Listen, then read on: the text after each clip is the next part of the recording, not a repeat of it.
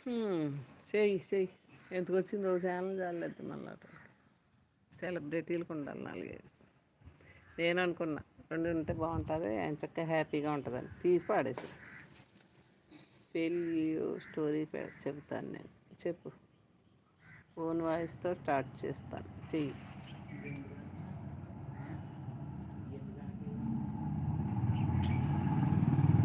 హ్యాపీగా ఉంది ఇప్పుడు డిలీట్ చేశాక నాకు నిజంగా ఈ చెయ్యి అంట. నాకు నిజంగా మనశ్శాంతిగా ఉంది.